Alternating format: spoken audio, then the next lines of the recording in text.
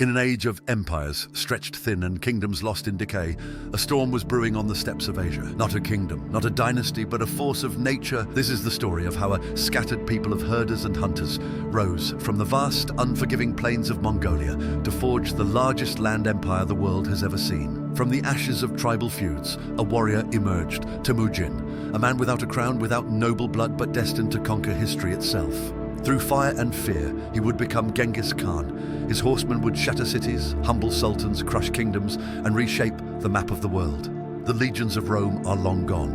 The Crusaders had yet to dream of Jerusalem, and in the silence between civilizations, the thunder of hooves begins to rise.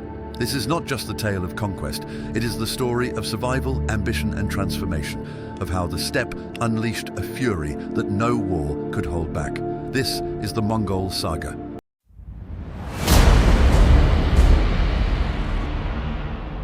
The greatest empire ever created by nomads found its most enduring form in the halls and palaces of Chinese civilization.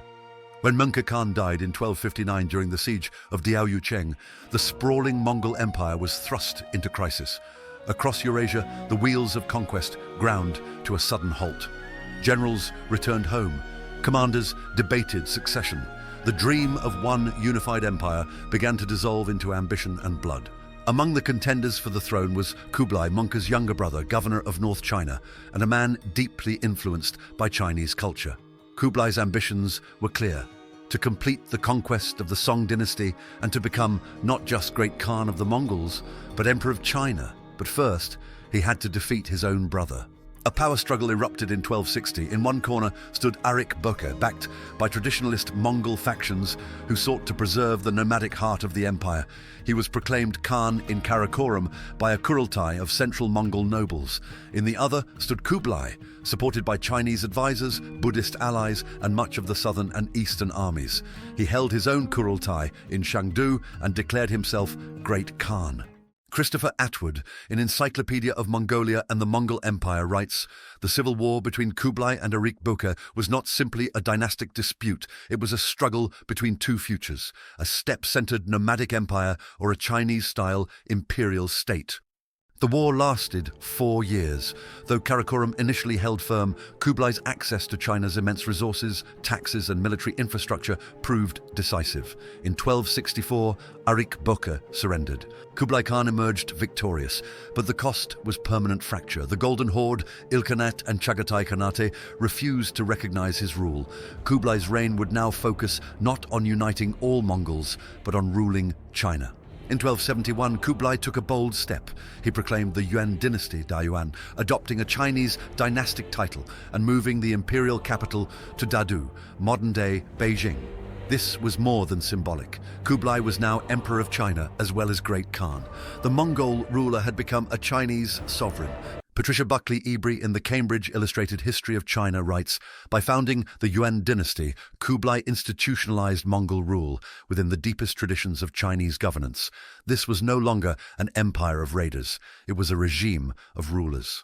He retained many elements of Mongol administration, such as the Yam relay system and the Yasa law code, but merged them with Confucian bureaucratic norms.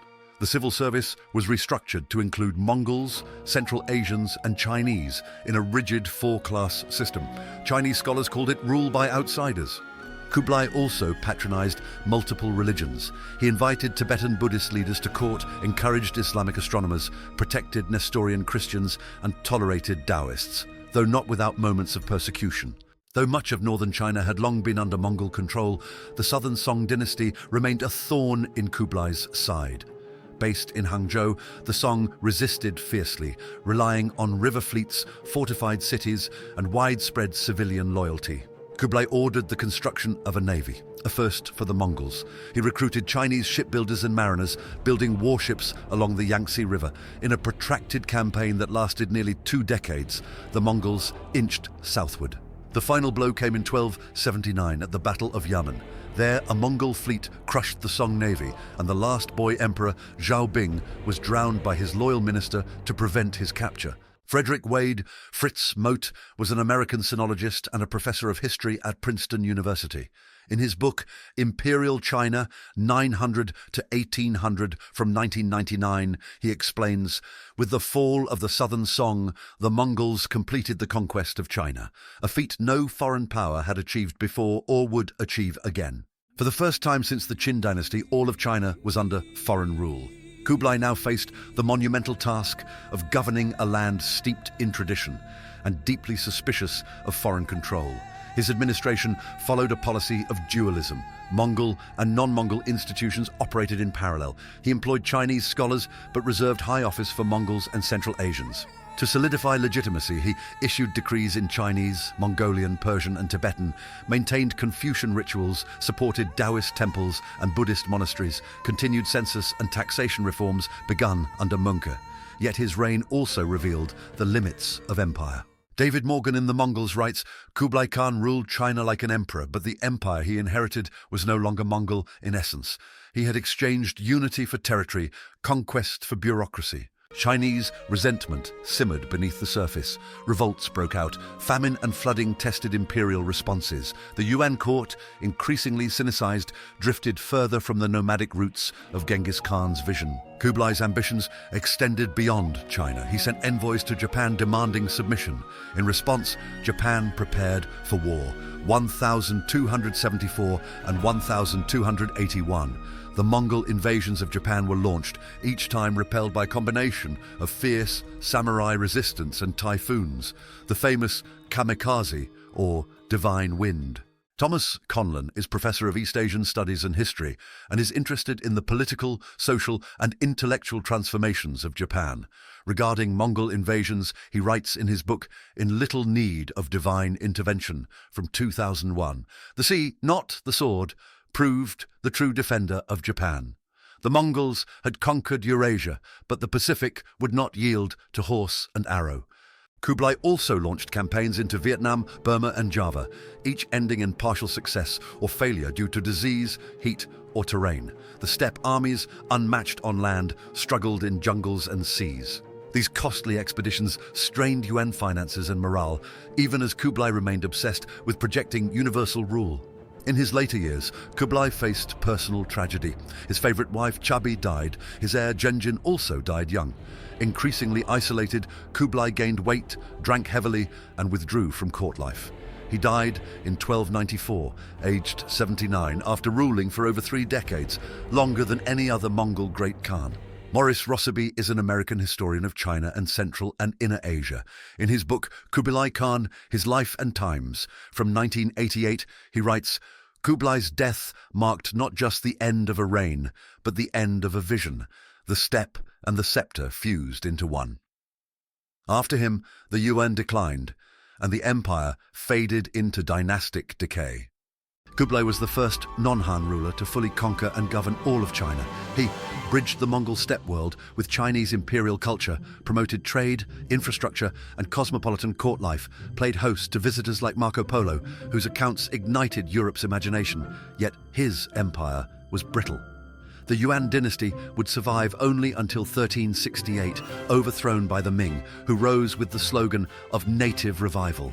Kublai Khan stood at the crossroads of worlds, steppe and city, bow and brush, conquest and governance. He was the last Mongol to wear the crown of universal emperor and the first to wear the robes of a Chinese son of heaven.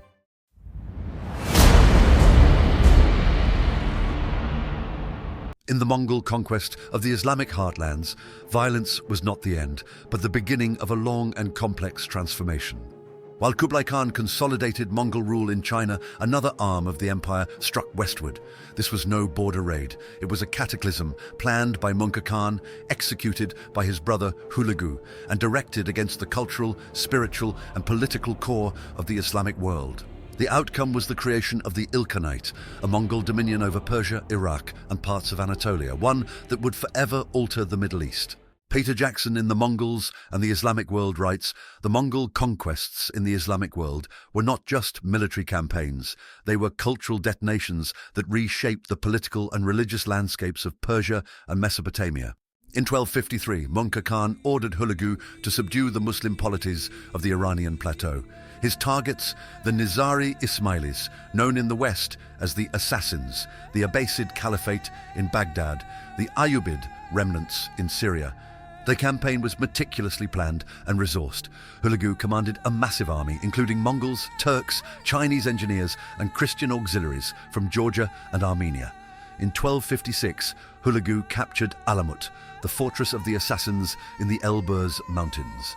Their feared network, steeped in mystery and terror, was dismantled within months. Then the Mongols turned toward Baghdad.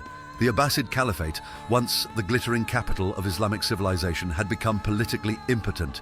Its last caliph, al-Mustasim, failed to prepare for siege or resistance. In January 1258, Hulagu's army encircled Baghdad with siege engines and engineers from China and Central Asia. The siege lasted less than 2 weeks. On February 10th, the city surrendered. What followed was among the most infamous events in medieval history. David Morgan in The Mongols notes, the sack of Baghdad was the death knell of the old Islamic world. Libraries were burned, scholars slaughtered, and the Tigris ran black with ink and red with blood. The Mongols massacred tens of thousands. The great Beit al-Hikmah, House of Wisdom, was destroyed. Caliph al-Mustasim was executed, reportedly rolled in a carpet and trampled by horses to avoid shedding royal blood. RelentlessAI furthermore explains, Baghdad's fall in 1258 was more than a military defeat. It was a spiritual trauma. A city that once rivaled Constantinople and Chang'an was reduced to ashes. Hulagu now established his own Khanate, the ILKHANATE or subordinate Khanate, under the authority of the Great Khan, but de facto autonomous. Its capital shifted between Maraga, Tabriz, and later Sultaniye. He ruled as an outsider, but increasingly adapted to the region's administrative traditions. Persian viziers managed tax collection, land grants, and governance. Buddhist, Nestorian, and shamanist influences remained strong at court, but the Mongols began absorbing local culture. Miguel Biran writes in her book, The Mongols and the Islamic World, from 2022, the ILKHANATE was a paradox, a regime born in blood, governed by Persian scribes, and destined to become Muslim. Unlike their CHAGATAI cousins or the Golden Horde, the early Ilkhans were not Muslim. Hulagu himself was a Buddhist or shamanist, and his brutal destruction of Baghdad enraged the broader Islamic world. This tension culminated in clashes with the Mamluks, the new rulers of Egypt. In 1260, at the Battle of Ain Jalut, Mongol forces under Kitbuka, a Nestorian Christian, were defeated by the Mamluks in one of the most important turning points in medieval warfare. Thomas Walker Arnold was a British Orientalist and historian of Islamic art. In his book The Preaching of Islam from 1913, he writes, Ain Jalut was the first major Mongol defeat on open ground. It halted their western advance and became a symbol of Muslim resistance. Yet over time, the Ilkhans began to change. Under Ghazan Khan ruled from 1295 to 1304, the Ilkhanate formally converted to Islam. Ghazan reformed the bureaucracy, ended discriminatory taxes on Muslims, and launched cultural revival projects. Ilinda Komarov is an Islamic art specialist with a doctorate from the Institute of Fine Arts, New York University. In her book, Beyond the Legacy of Genghis Khan, she explains, the Islamization of the Ilkhanate under Ghazan was not merely a religious shift, it was a reinvention of legitimacy. The Mongol conquerors became Persian kings. This conversion realigned the Ilkhanate with its subjects and against the Christian-leaning Golden Horde and Buddhist Yuan dynasty. Mongol identity was now infused with Persian Islamic traditions, including madrasas, mosque construction, and manuscript patronage. Despite their reputation for destruction, the Mongols, once settled, became patrons of knowledge, art, and architecture. The Ilkhanid court supported Persian historians like Rashid al-Din, author of the Jami al-Tawarikh, Compendium of Chronicles, astronomers like Nasir al-Din Tusi, who directed the Maraga Observatory monumental architecture in Tabriz, Sultaniye, and Shiraz. Beatrice Forbes Mans is an American historian of the Middle East and Central Asia. In her book, The Rise and Rule of Tamerlane, she writes, under the Ilkhans, Persian historiography reached new heights. Rashid al-Din's work was an imperial mirror, a Mongol reflection of world history, science, and governance. The Mongols helped transmit Chinese technology westward, such as printing, paper money, and medical knowledge, while Persian artistic styles influenced court aesthetics across the empire. The ILKHANATE reached its peak under Ghazan and his brother Ulyetu, ruled from 1304 to 1316, who continued centralizing efforts and even flirted with Shi'ism. But the death of Abu Sa'id in 1335, without an heir, plunged the KHANATE into chaos. Factions split the realm. Mongol warlords seized regions like Khorasan, Fars and Iraq. Persian dynasties like the Jalayirids and Chobanids emerged from the rubble. Mongol authority eroded and Persia fragmented once more. Georgie Lane is a British historian and author. In book The Mongols in Iran, he writes, "The ILKHANATE collapsed not from external invasion, but from the internal failure to manage succession, land and legitimacy." By the mid-14th century, the ILKHANATE had vanished, but its legacy endured.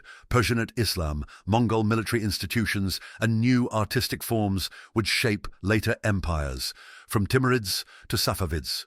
The Mongols came to the Islamic world as destroyers, but left as dynasts, patrons, and Muslims. The ILKHANATE was neither fully Mongol nor fully Persian, but in that synthesis, it forged the foundations of a new Middle East.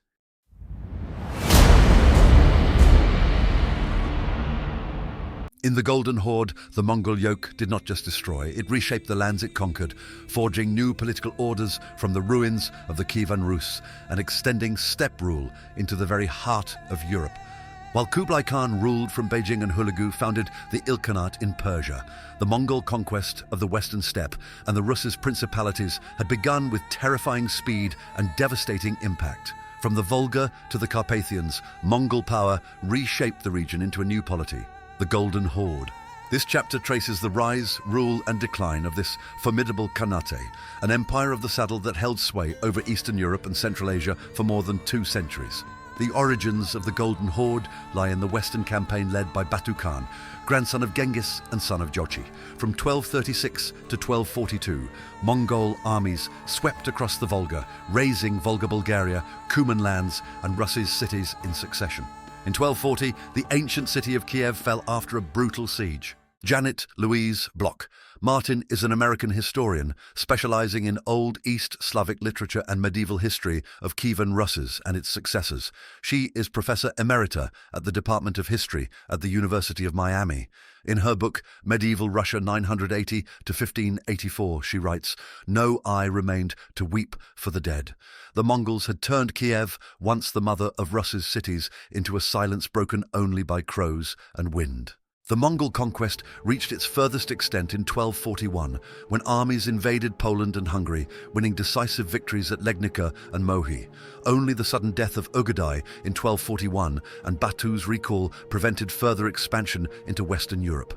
Batu returned to the Volga and established his capital at Sarai, founding what became known to Europeans as the Golden Horde.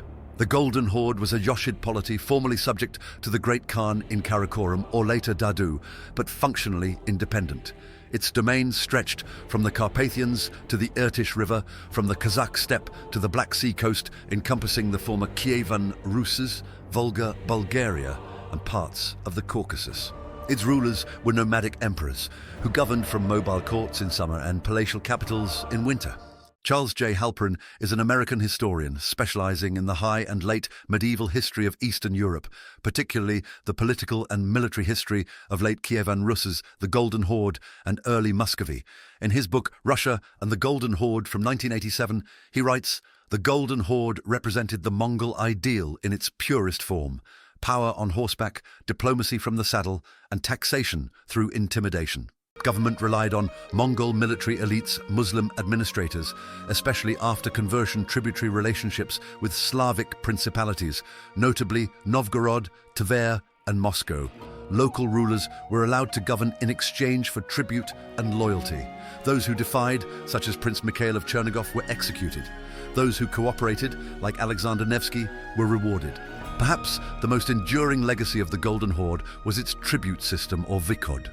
Every year, Russian princes journeyed to Sarai to offer gold, goods, and oaths of loyalty in exchange for a yarlik, a charter confirming their right to rule.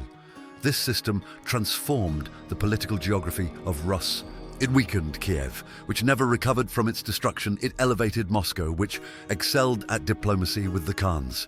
Donald Don Gary Ostrowski was born 1945. He is an American historian and a lecturer in history at Harvard Extension School. He specializes in the political and social history, Kievan Rus' and Muscovy, early modern Russia. In his book, Muscovy and the Mongols, he notes, "The Mongol period was not a time of total darkness for Rus. It was a crucible in which Moscow learned to survive, then dominate. Moscow's princes became the chief tax collectors of the horde. They amassed wealth and power while maintaining loyalty to the Khans. Over time, this relationship would evolve into rivalry and eventual rebellion. Though early rulers like Batu were Tengrist or Buddhist, by the late 13th century, the Golden Horde began to embrace Islam. The crucial moment came under Uzbek Khan, who ruled from 1313 to 1341, who made Islam the state religion. He promoted Islamic law, Sharia, alongside Mongol law, Yasa, the building of mosques, madrasas, and Islamic courts, the recruitment of Persian and Arab advisors. Devin Dewis is a professor of Islamic and Central Eurasian Studies at Indiana University. In his book, Islamization and Native Religion in the Golden Horde from 1994, he explains, the Islamization of the Golden Horde under Uzbek Khan aligned the Khanate with the broader Muslim world and gave its rule a new moral and ideological foundation. Despite adopting Islam, the Horde retained a high degree of religious tolerance. Christians, Jews, and Buddhists operated freely. Nestorian Christians continued to serve as generals and envoys. By the mid-14th century, the Horde faced increasing instability. Black Death, 1347 to 1351, devastated populations, and trade civil wars erupted between rival Jochid princes. Vassals grew bolder. Moscow withheld tribute. Lithuania advanced. The decisive blow came in 1380 when Prince Dmitry Donskoy of Moscow defeated Mongol forces at the Battle of Kulikovo. Nancy Coleman is an American historian. Since 2004, she has been professor in history at Stanford University. She is known for her works on the history of Russia. In her book, The Russian Empire, 1450 to 1801, she writes, though Kulikovo did not end Mongol domination, it cracked the myth of their invincibility and marked a turning point in Russian self-assertion. Even so, Moscow soon submitted again to Toktamish Khan, who sacked the city in 1382, but the balance of power had shifted. Later, the Horde suffered a catastrophic defeat at the hands of Tamerlane in 1395. Sarai was burned, and internal divisions deepened. By the 15th century, the Golden Horde fractured into successor states: Khanate of Kazan, Khanate of Crimea, Khanate of Astrakhan, Siberian Khanate. The last vestiges were eliminated when Ivan III of Moscow formally renounced Mongol overlordship in 1480, ending the Tatar yoke. Serhiy Mykolaiovich Plokhy is Ukrainian historian and author. He is professor of Ukrainian history at Harvard University.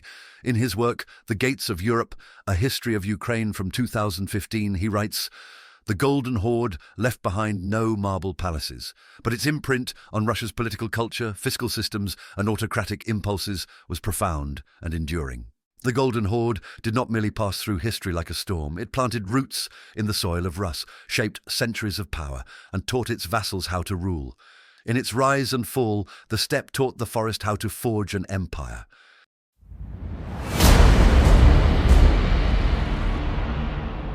If the Yuan ruled with paper and silk, and the Ilkhans with viziers and mosques, then the Chagatais ruled with horse and sword, anchored in the rhythm of the steppe.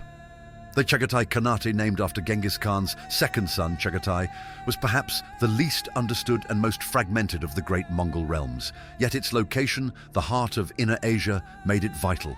This Khanate straddled the nomadic steppe culture of the Mongol heartland, the ancient oasis cities of Transoxiana, the Silk Road networks linking east and west.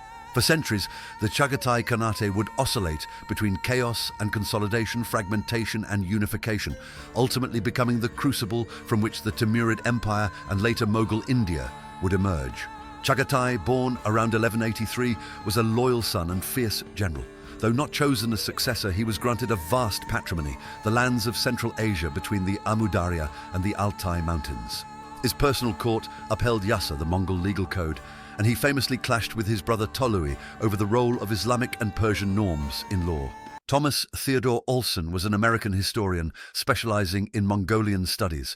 In his book Culture and Conquest in Mongol Eurasia, published in 2001, he writes, "Chagatai embodied the conservative core of Genghisid law. He was the guardian of the old ways in a world increasingly shaped by foreign influence." After his death in the 1240s, his descendants continued to rule from Al-Malik and Mogolistan, but unlike other khanates, the Chagatai Khanate struggled to define a clear center of power. From the outset, the Chagatai Khanate was divided into Western Chagatai, centered on Transoxiana, Samarkand, Bukhara, Eastern Chagatai, or Mogolistan, centered in the Ili River Valley, and later Kashgar. These two halves were culturally distinct. The West was increasingly urban, Persianized, and Islamic. The East remained nomadic, Turkic Mongol and Buddhist or Tengrist. This duality produced enduring instability. Michael Biran is a historian of Inner Asia and a member of the Israeli Academy of Science and Humanities. In her book, The Empire of the CHAGATAI in Eurasian History, published in 2005, she writes, "The Chagatai Khanate never developed a unified identity. It was a political arrangement stretched across incompatible worlds, oasis and steppe, mosque and tent. By the mid-14th century, the Khanate was in crisis. Powerful amirs dominated puppet khans, rival factions split the realm, and the economy declined due to infighting and external threats. Unlike the ILKHANATE or Golden Horde, where rulers actively adopted Islam, the Chagatai conversion was gradual and fragmented. Several rulers remained Tengrist or Buddhist, while their subjects were overwhelmingly Muslim. Not until the reign of Tughluq Timur, who ruled from 1347 to 1363, was Islam firmly embraced by a major Chagatai ruler in Mogolistan.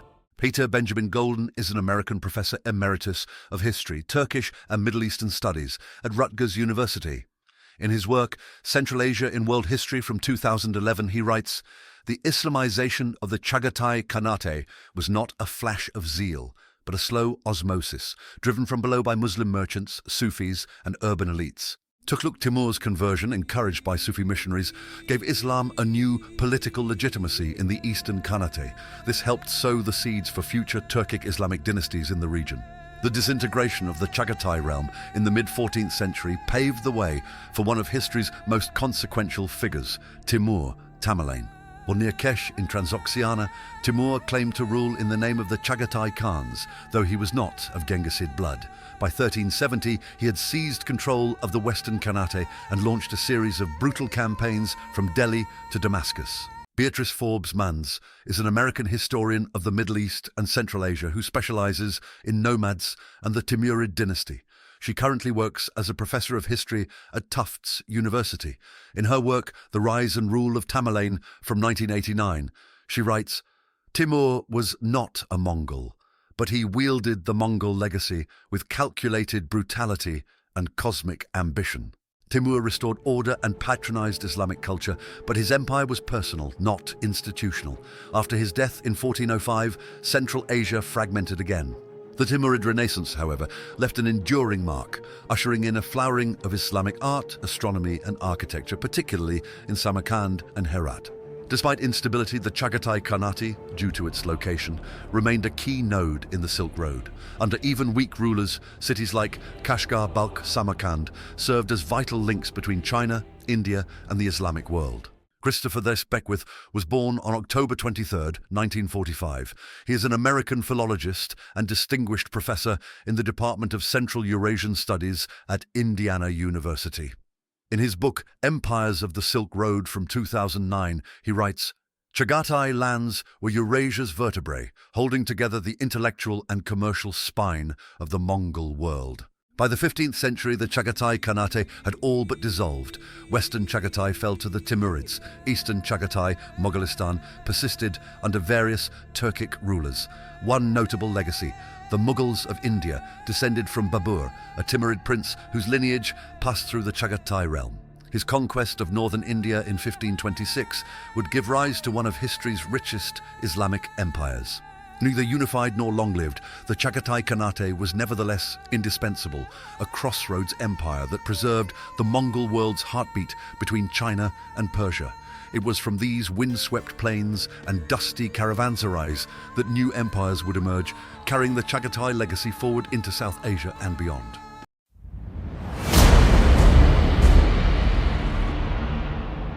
It is a paradox of empire. The Mongols, destroyers of cities and slaughterers of nations, forged the most peaceful, prosperous and connected age the Silk Road had ever seen.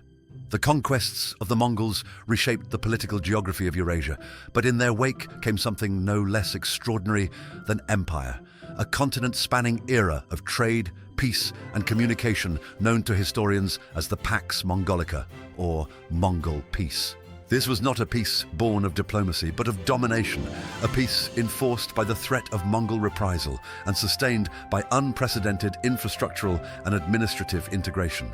It enabled not just the flow of goods, but also ideas, technologies, religions, and even diseases, transforming Eurasia into a single, connected world. The Mongols inherited and vastly expanded the ancient Silk Road system, making it safer and more efficient than it had ever been. They established a postal relay system, YAM, with way stations every 30 to 40 kilometers and thousands of horses in constant rotation. Jack McIver Weatherford is an American anthropologist and author best known for his 2004 book Genghis Khan and the Making of the Modern World. Regarding YAM postal relay system, he observes, under Mongol rule, a letter could be sent from the Pacific to the Mediterranean with greater reliability than in any previous age. This was FedEx by horseback. Merchants, scholars and envoys travelled with paisa, metal passports issued by the Khans that ensured protection and priority at stations. The result was a pan-Eurasian communication network stretching from Karakorum to Kiev, Beijing to Baghdad, Samarkand to Siena. Peter Frankopan is a British historian, writer and hotelier. He is a professor of global history at Worcester College, Oxford, and the director of the Oxford Centre for Byzantine Research. He is a fellow of the Royal Asiatic Society. He is best known for his 2015 book, The Silk Roads. He notes, the Mongol Empire did not merely move armies. It moved knowledge, faiths, and inventions, an engine of global exchange unique in pre-modern history. With war behind them and tribute flowing into their treasuries, the Mongol KHANATES cultivated commerce.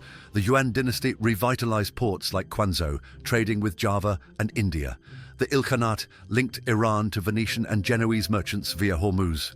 The Golden Horde opened routes from Sarai to Constantinople. Trade flowed in silk, porcelain, paper, spices, jade, furs, gems and slaves. Morris Rosabi is an American historian and associate adjunct professor at Columbia University.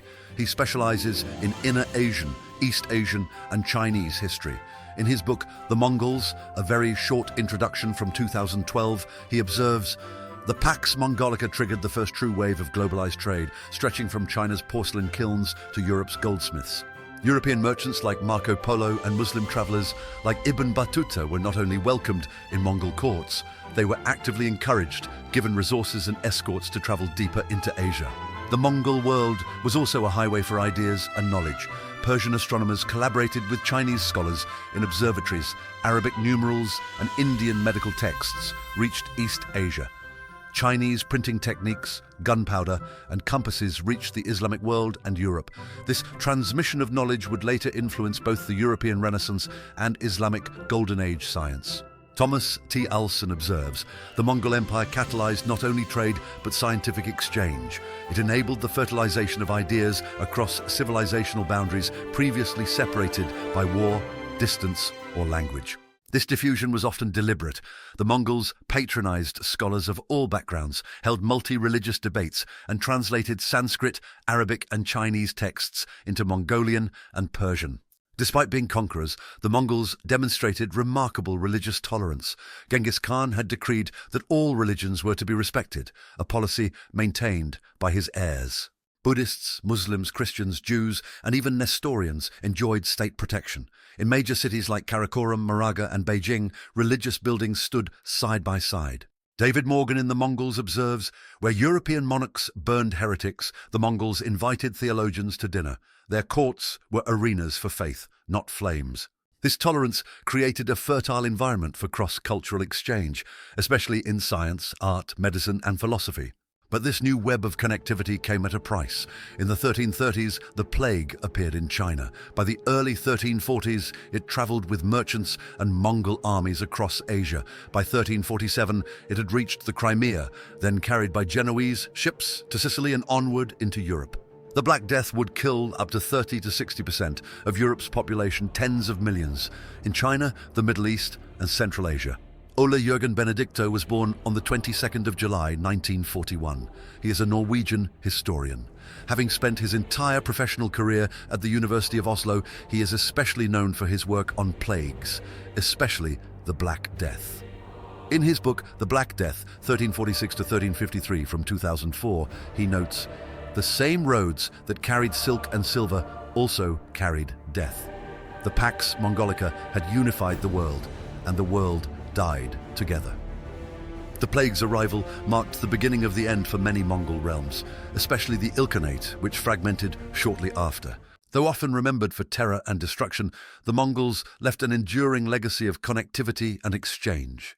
Timothy May, in The Mongol Conquests in World History, writes, "The Mongol Empire's greatest triumph was not conquest, but communication.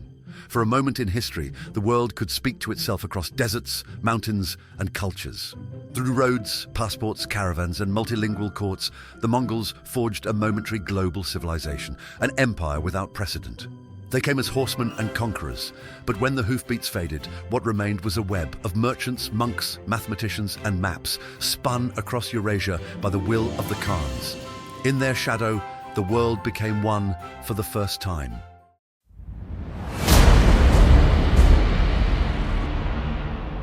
Empires die not with a sword, but with a whisper. The Mongols, once feared across continents, faded not in fire, but in fragments. By the mid-14th century, the once unified Mongol Empire had become a memory. What began as the greatest land empire in human history slowly fragmented under the weight of its own size, internal divisions, and rising local powers. Yet the Mongol world did not simply vanish. Its legacy endured through successor states, cultural memory, and the geopolitical tectonics it had set in motion. The collapse was not sudden, it was a slow unraveling. The four main Khanates, Yuan, China, Ilkhanate, Persia, Golden Horde, Russia, and Chagatai, Central Asia, each declined for unique reasons. Yuan China fell in 1368 to the Ming dynasty, whose nationalist rhetoric demonized Mongol rule. The Ilkhanate collapsed into civil war after the Black Death and the death of Abu Sa'id in 1335. The Golden Horde weakened due to internal succession crises and rising Slavic principalities. The CHAGATAI KHANATE, never truly unified, was eroded by local warlords and absorbed into the Timurid and later Mughal empires. Miguel Barron, in her book The Mongol Empire and Its Legacy, writes, "Mongol rule disintegrated not from defeat, but from decentralization. The very policies that enabled local autonomy in peacetime seeded rebellion in decline. Each former Khanate would give rise to new powers, but the age of Mongol universal rule was over. The Ming dynasty, 1368 to 1644, aggressively rewrote the narrative of Mongol rule in China. Genghis Khan became a symbol of barbarism. The Yuan dynasty was cast as foreign oppression. Yet traces remained. The Yuan postal system and legal codes influenced Ming governance. Mongol cavalry techniques were still studied. Chinese architecture and court rituals retained steppe influences. Frederick Evans Wakeman Jr. was an American scholar of East Asian history and professor of history at University of California, Berkeley. In his book, The Great Enterprise from 1985, he writes, "Though publicly repudiated, the Mongol imprint lingered in Ming institutions, just as a shadow lingers at dusk." Despite this, Sinocentric ideology made Mongol rule a cautionary tale, used to justify closed borders and imperial orthodoxy. In the Russian lands, the Tatar yoke became a foundational myth. The Mongol invasion of Kievan Rus in the 13th century and subsequent tributary rule shaped Russian state development profoundly. Under Mongol overlordship, Moscow rose by collecting tribute for the Khans. Over time, Moscow absorbed Mongol systems, tax collection, military conscription, autocratic governance. Janet Louise Block-Martin is an American historian specializing in Old East Slavic literature and medieval history of Kievan Rus and its successors. She is Professor Emerita at the Department of History at the University of Miami. In her book, Medieval Russia from 980 to 1584, she writes, "The rise of Muscovy was inseparable from the decline of the horde.